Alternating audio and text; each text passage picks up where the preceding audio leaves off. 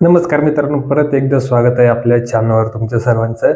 अनेक लाडक्या बहिणींचे हप्ते आल्यात, हप्ते नाही आले. त्यामागं काही काही जणींचे हप्ते आता येण्याचे बंद झाले आहे. तर काही काहींचे रेग्युलर येतात, काही काहींचे टप्प्याटप्प्याने येतात. म्हणजे जूनचा आला, जुलैचा आला आणि सप्टेंबरचा नाही आला आणि आता नोव्हेंबरचा आले. तर ह्याच्या मागं काय टेक्निकल रिझन असतील ते थोडेसे जाणून घेऊया.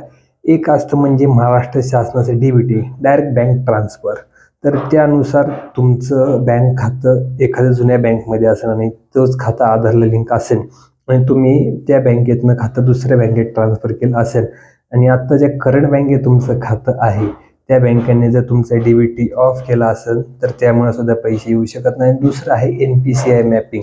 हां, बरोबर ऐकलं. NPCI मॅपिंग म्हणजे UPI चे सर्व्हरवर चालतं, ते NPCI मॅपिंगवर चालतं.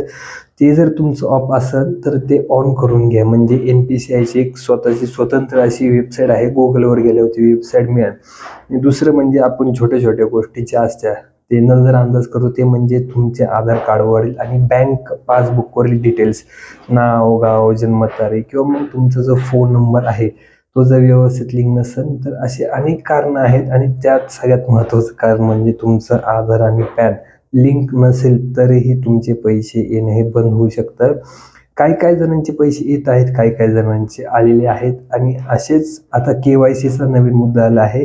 31 जानेवारीपर्यंत तारीख मुदत वाढ दिली असं अनेक सोशल मीडिया इन्फ्लुएन्सर सांगत आहे. पण अजूनपर्यंत वेबसाईटवर तो ऑप्शन अपलोड म्हणजे काढला होता जसं तसं अपलोड झालेलं नाहीये. अधिक माहितीसाठी आपल्या channel like, share, follow, subscribe नक्की करा.